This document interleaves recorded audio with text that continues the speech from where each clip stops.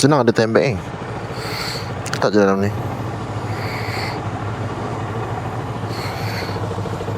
Kalau kau minat dengan time bag ni, tengok beg kuning. Memang function lah. Tapi function untuk motor yang tangki besi lah. Kalau korang tangki korang bukan besi tak boleh lah. Alamak, lupa nak pasang lagu.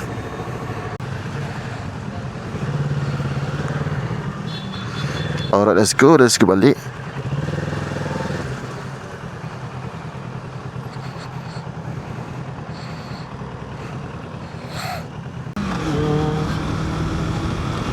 Alright, jom kita balik. Pukul 7:06.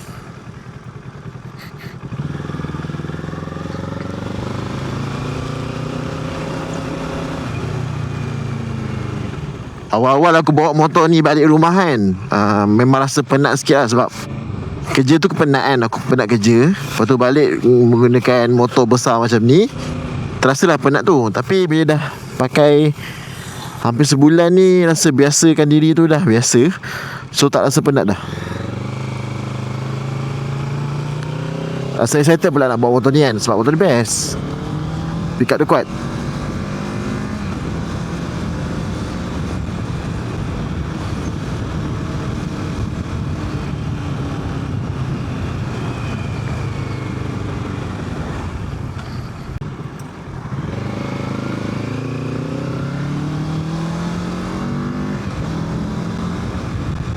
Walaupun S-Max, hari tu aku bawa S-Max kan, rasa seronok, rasa selesa. Tapi thrilling tu, motor ni lagi thrilling lah. Motor gear kan, lagi best lah bagi aku lah. Tapi selesa memang menang dekat skuter lah kan. Oi, Almera ni nak laju ke tak nak laju?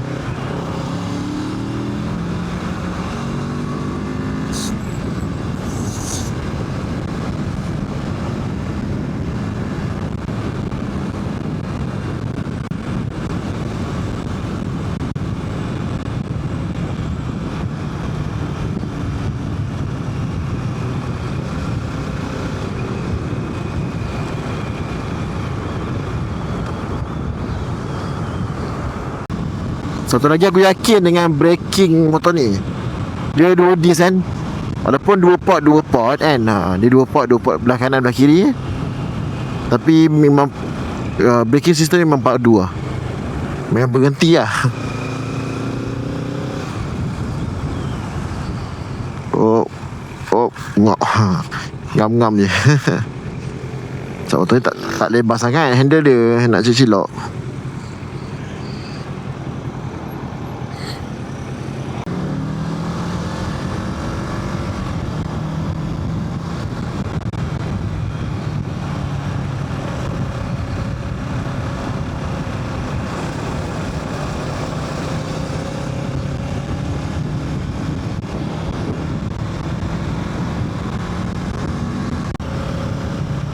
Bagi laluan jam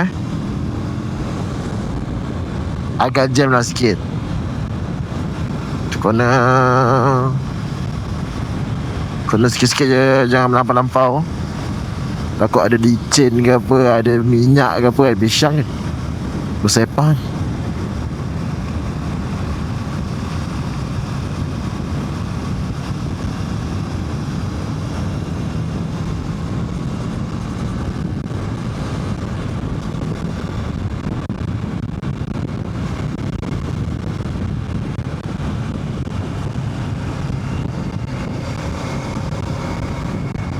Versys X 250.